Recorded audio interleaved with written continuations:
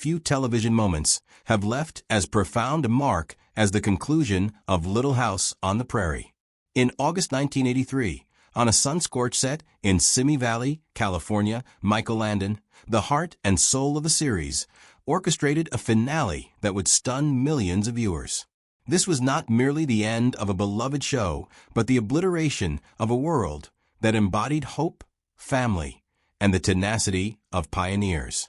For 9 seasons, Little House had captivated America with the struggles and triumphs of the Ingalls family in the fictional town of Walnut Grove. Yet in its final chapter, aired on February 6, 1984, as the TV movie Little House, The Last Farewell, this cherished village was reduced to ashes by real explosions, a bold choice by Landon that remains etched in television history. This narrative delves deeply into the rise of Little House on the Prairie as a cultural phenomenon, explores the turbulent behind-the-scenes dynamics driven by Landon's genius and authoritarianism, and analyzes the enduring impact of this explosive finale. Through historical details, actor testimonies, production anecdotes, and social context, this text reimagines the story with original phrasing to avoid plagiarism while preserving the essence of the original. Step into the world of a series that redefined family drama, the complex vision of a visionary creator, and a farewell that still divides fans nearly half a century later. When Little House on the Prairie premiered on NBC on September 11, 1974, it did more than tell a story. It revived the spirit of America's pioneer past. Based on the semi-autobiographical novels of Laura Ingalls Wilder, the series followed the Ingalls family, Charles, Caroline, their daughters Mary, Laura, Carrie, and later Grace, as they sought to build a life in the Minnesota plains of the 1870s and 1880s. Drawn from Wilder's childhood memories, these tales captured the hardships of pioneer life: brutal winters, crop-destroying locusts, crippling debts, and devastating illnesses. But what transformed this adaptation into a phenomenon was the singular vision of Michael Landon. At 37, Landon was already a household name, thanks to his role as Little Joe Cartwright in Bonanza, 1959 to 1973, a Western that dominated ratings for 14 years. Joining Little House, he didn't merely play Charles Ingalls, the steadfast and compassionate patriarch. He became the show's mastermind, head writer, director of over 90 episodes, executive producer, and occasional editor. This creative control made the series a deeply personal work, reflecting his values of family, faith, and perseverance. Charles Ingalls, with his rugged beard and warm gaze, embodied a paternal ideal shaped by Landon, who had grown up in a dysfunctional family marked by anti-Semitism and an absent father. Unlike the light-hearted sitcoms of the 1970s, such as The Partridge Family or Bewitched, which favored humor and quick resolutions, Little House dared to confront viewers with harsh realities. Landon wanted a series that captured the raw essence of pioneer life, blending moments of tenderness with gut-wrenching drama. Thus, the show tackled themes rarely seen in family programming of the era. Racial prejudice. In The Wisdom of Solomon, Season 3, Episode 15, a young black boy flees oppression and seeks refuge in Walnut Grove, forcing the community to confront its biases. Airing in 1977, the episode resonated in an America still grappling with the legacy of the civil rights movement, addiction. In Home Again, Season 9, a character battles opium addiction, a daring storyline for a mainstream series, disability. Mary Ingalls' progressive blindness, developed over multiple seasons, explored the emotional and physical toll on a family facing loss. These episodes remain among the series' most poignant. Violence. In Sylvia, Season 7, Episodes 17 to 18, a young woman is raped, a taboo subject handled with rare sensitivity for the time. These stories, grounded in Christian faith and a sense of community, offered universal lessons. Episodes often concluded with a moral resolution. Love, faith, and solidarity triumph over adversity. This approach gave Little House an emotional depth that set it apart from the era's lighter fare. The set of Walnut Grove, built at Big Sky Ranch in Simi Valley, California, was a character in its own right. Designed under Landon's meticulous oversight, it recreated a 19th-century pioneer town with striking authenticity. The one-room schoolhouse where Laura learned to read, the whitewashed church where the community gathered to pray, the Olsons' general store, the hub of Nellie's schemes, and the Ingalls' cozy farmhouse, with its stone chimney and welcoming porch. Every detail, the weathered boards, the rickety fences, the golden fields, immersed viewers in another era. But filming was a logistical challenge. Simi Valley, far from Minnesota's lush prairies, offered temperatures often exceeding 100 degrees Fahrenheit, 38 degrees Celsius. Actresses, clad in heavy wool dresses and corsets, struggled in the heat, some fainting on set. Crew members, hauling heavy equipment like cameras and lights, worked in grueling conditions under a relentless sun. Yet, this adversity fostered a sense of camaraderie, and the set became a home for the cast, many of whom grew up there. Melissa Gilbert, who played Laura, later described Simi Valley as a place where I grew, laughed, cried, and became myself. At its peak, from seasons 3 to 5, 1976 to 1979, Little House drew up to 22 million viewers per episode, a feat in an era without streaming or DVRs. American families gathered every Monday night to follow the Ingalls' adventures. Children identified with Laura's fearless spirit and iconic braids. Parents admired Charles and Caroline's devotion and unwavering faith. In an America marked by the 1970s economic crisis, the Watergate scandal and racial tensions, Walnut Grove offered a moral haven, a reminder of simplicity, solidarity, and perseverance. The series shaped popular culture. Laura's checkered dresses sparked a retro fashion trend, and phrases like half pint, Charles's nickname for Laura, became part of everyday language. Special episodes, like the Christmas Story where the community saves an orphan, became perennial classics, rerun every holiday season. Merchandise, books, stalls, board games, sold by the thousands, and schools hosted Laura Ingalls Days, where students dressed in pioneer costumes. But behind this idyllic facade, tension simmered, both on set and with NBC. By the early 1980s, American television was undergoing a transformation. Rural family dramas like Little House and The Waltons were losing ground to sophisticated urban soaps. Dallas, with its power struggles in the oil industry and Dynasty, with its glamorous rivalries among tycoons, captivated younger, urban audiences with tales of wealth and betrayal. These primetime soaps contrasted sharply with Walnut Grove's simple tales, making pioneer stories seem outdated. Little House's ratings slid from 22 million to about 12 to 15 million viewers in seasons 7 and 8, 1980 to 1982. NBC, under pressure to modernize its lineup, considered canceling the series as early as 1981. Landon, deeply invested in his project, negotiated a 9th season, but under strict conditions. A reduced budget, fewer episodes, 22 instead of 24, and a shift toward new characters, like Laura as an adult and her husband, Almanzo Wilder. But without Charles Ingalls' central presence, the series lost its narrative core. Key cast members, like Melissa Sue Anderson Mary, left, and new characters, like the Ingalls' adopted children, Albert, Cassandra James, struggled to resonate with viewers. Landon saw Little House as an extension of himself, a testament to his artistic and moral vision. When NBC confirmed the cancellation in 1983, he refused to let the series fade quietly. He insisted on writing and directing the finale himself, determined to craft an ending that echoed the pioneers' resilience against injustice. Thus was born Little House, The Last Farewell, a TV movie that would defy all expectations and leave an indelible mark. Aired on February 6, 1984, The Last Farewell presented a storyline of unprecedented audacity. A greedy land developer, Nathan Lasseter, claims legal ownership of Walnut Grove, asserting the land belongs to a railroad company. Facing eviction, the townspeople gather to deliberate. In a pivotal scene, Charles Ingalls, played by Landon, delivers a resolute line, "If this place can't be ours, it won't be anyone's." What follows is a collective act of defiance. The residents decide to destroy their own town, building by building, to prevent its exploitation by outsiders. This narrative choice was more than a plot twist. It reflected Landon's philosophy, to protect the integrity of his creation at all costs. After 9 years of building Walnut Grove, both literally and symbolically, he refused to let the sets be repurposed for another production or left to decay. "If it's not ours, it's nobody's," he reportedly told a crew member, a statement that encapsulated his bitterness toward NBC's cancellation. The filming of the final scene in August 1983 was a deeply emotional moment.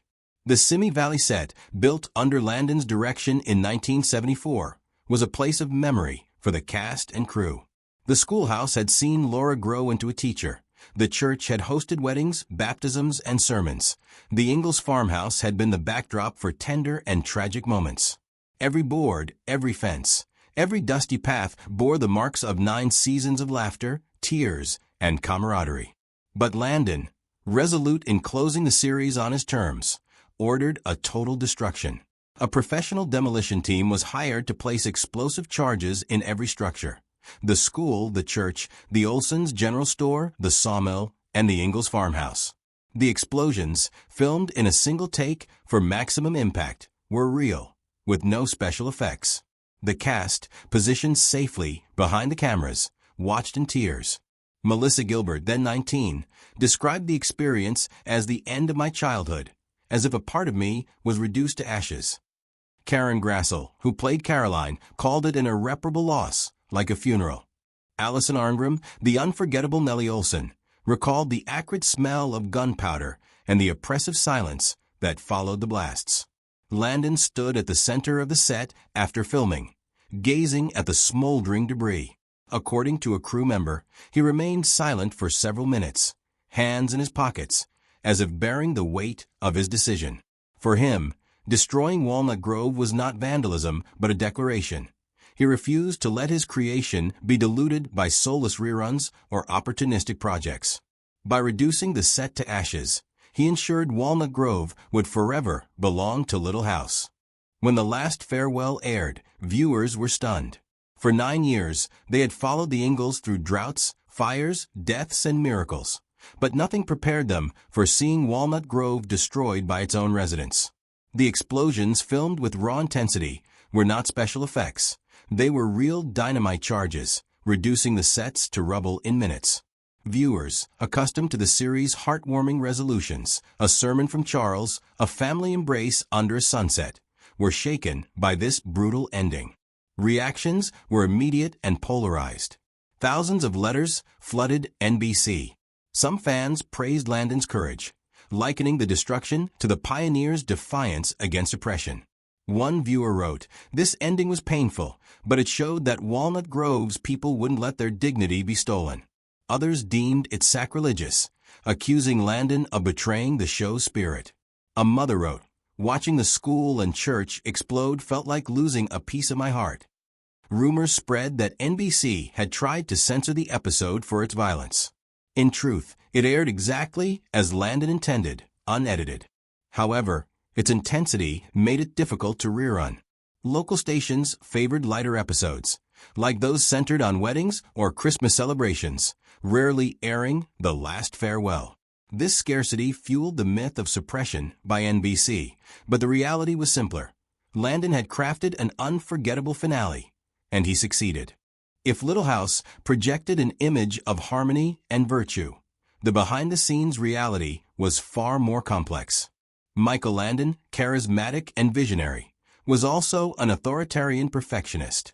As showrunner, head writer, director, and executive producer, he controlled every facet of production, from dialogue to camera angles, lighting to editing.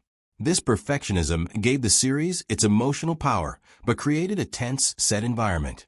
Landon wrote scripts until dawn, arrived at sunrise, and filmed until nightfall. Crew members joked that he could have operated the camera, sound, and even built Walnut Grove single-handedly. From the first season, Landon clashed with co-creator Ed Friendly.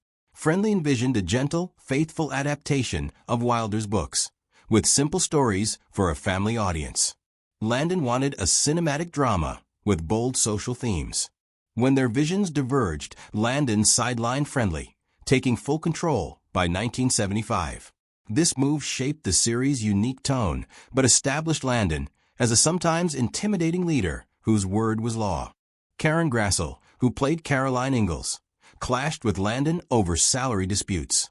Despite her central role alongside Landon, She earned significantly less than male co-stars like Merlin Olsen, Jonathan Garvey, or Richard Bull Nels Olsen. In 1976, she requested a raise, arguing her role deserved better compensation. Landon refused, and their relationship grew strained.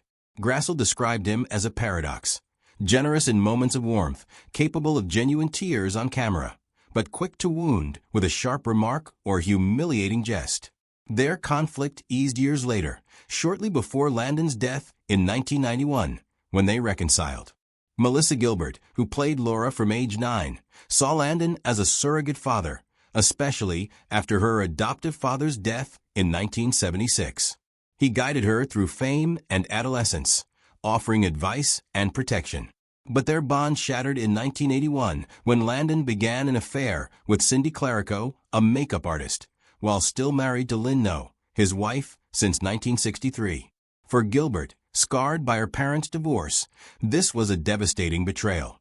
She cut contact with Landon for nearly a decade, refusing to speak to him even after the series ended. In her memoir, Prairie Tale 2009, she wrote, "Michael was my hero, but that betrayal broke my heart." Melissa Sue Anderson, who played Mary Ingalls, was isolated on set. Her parents' divorce and her mother's strict oversight made her withdrawn. Her relationship with Gilbert was particularly frosty, despite their on-screen sisterly bond. In Prairie Tale, Gilbert described Anderson as distant like a wall, adding that acting with her felt like delivering lines to a statue. This tension, invisible to viewers, added complexity to the set's dynamics. Filming in Simi Valley was a physical and emotional ordeal. Workdays, often 12 to 14 hours, unfolded under temperatures exceeding 100 degrees Fahrenheit 38 degrees Celsius. Actresses, dressed in heavy wool period costumes and corsets, suffered in the heat, some fainting on set. Crew members, hauling heavy equipment like cameras and lights, worked in grueling conditions, often under a relentless sun. To cope, the crew joked about 3 crate days, when 3 crates of beer were consumed to endure the stress. Rumors about Landon added to the tense atmosphere. Some claimed he drank coffee laced with brandy to get through long days, a habit that fueled his mood swings. Younger actors especially found him intimidating. Alison Arngrim, who played Nellie Olson, described him as a genius with a dark side in her memoir, Confessions of a Prairie Bitch, 2010.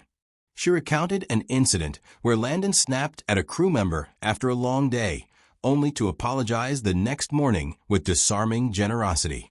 Despite these challenges, his charisma and talent kept the team cohesive, and his dedication inspired respect. Season 9, 1982 to 1983, was marked by exhaustion. Ratings down to about 10 million viewers per episode reflected waning public interest. Key cast members like Anderson left, and new characters, like the Ingalls' adopted children Albert, Cassandra James, failed to captivate audiences. NBC, eager to refresh its lineup, pushed Landon to create a spin-off, Little House, A New Beginning, focusing on Laura and Almanzo Wilder. But without Charles Ingalls' constant presence, the series lost its soul. Landon, worn out by years of intense production and personal struggles, namely his 1982 divorce from Lynn No, fought to maintain the show's quality. When NBC confirmed the cancellation in 1983, Landon refused a quiet end. He crafted The Last Farewell as a final act of control, ensuring the series closed on his terms, without compromise. The broadcast of The Last Farewell on February 6, 1984, was a national shock. Viewers, accustomed to the series' heartwarming resolutions, A Sermon from Charles, A Family Embrace, were stunned to see Walnut Grove destroyed by its own residents. The explosions, filmed with raw intensity, were not special effects. They were real dynamite, reducing the sets to rubble in minutes. Fans, who had followed the Ingalls through 9 years of joys and tragedies, were shaken by this brutal ending. Reactions were swift and divided. Thousands of letters poured into NBC. Some fans praised Landon's boldness, likening the destruction to the pioneers' defiance against injustice. One viewer wrote, "This ending hurt, but it showed Walnut Grove's people refusing to let their dignity be stolen." Others called it sacrilegious, accusing Landon of betraying the show's spirit. A mother wrote, "Watching the school and church explode felt like losing a piece of my heart." Rumors spread that NBC had tried to censor the episode for its violence. In truth, it aired exactly as Landon intended, unedited. But its intensity made it hard to rerun. Local stations favored lighter episodes, like those about weddings or Christmas, rarely airing The Last Farewell. This rarity fueled the myth of suppression by NBC, but the reality was clear. Landon had crafted an unforgettable finale, and he succeeded. For Landon, destroying Walnut Grove was both an artistic and personal act. He saw the series as an extension of himself, a world he had built from scratch, from the first set plank to the final script line. By reducing it to ashes, he ensured no one could repurpose or cheapen it. As he explained in a 1984 interview, "I didn't want Walnut Grove to become a sitcom set or a wasteland. It deserved a dignified end." This choice also reflected his bitterness toward NBC. After 9 years of success, he felt betrayed by the network's budget cuts and creative constraints. The destruction was his way of reclaiming control, saying goodbye on his terms. As Melissa Gilbert noted in a 2000s interview, Michael never did things halfway. He wanted this ending to be as big as the show itself. For the cast, Little House's legacy is both rich and complex. Melissa Gilbert, forever tied to Laura Ingalls, turned her fame into a career as a writer, actress, and producer. In Prairie Tale 2009, she recounts how the series shaped her life while revealing personal struggles. Her parents' divorce, the pressures of fame, and her fallout with Landon. She remains active, acting in TV movies and advocating for causes like children's rights. Karen Grassel, who played Caroline, overcame her tensions with Landon to honor him after his 1991 death. In recent interviews, she described him as a flawed genius, capable of great generosity and occasional cruelty. After the series, she turned to theater, founding a company in Louisville, Kentucky, and performing in regional plays. Allison Arngrim, the unforgettable Nellie Olson, transformed her villain role into a career in comedy and activism. In Confessions of a Prairie Bitch 2010, she humorously recounts how playing Nellie freed her, allowing her to embrace her bold personality. She advocates for child abuse prevention, using her fame to raise awareness. Other actors, like Jonathan Gilbert Willie Olson and twins Lindsay and Sidney Greenbush Carrie Ingalls, stepped away from Hollywood after the series, choosing quieter lives. Yet they remain tied to Little House by name, often appearing at fan conventions to share set memories. Michael Landon continued his career with Highway to Heaven, 1984 to 1989, a series about an angel helping lost souls, extending his message of compassion and redemption. But his death in 1991, at 54, from pancreatic cancer, left a profound void. To his co-stars, he was a mentor, a taskmaster, and a father figure. As Arngrim wrote, "Michael gave us our careers, but he also taught us to fight for what we love, even if it meant fighting him."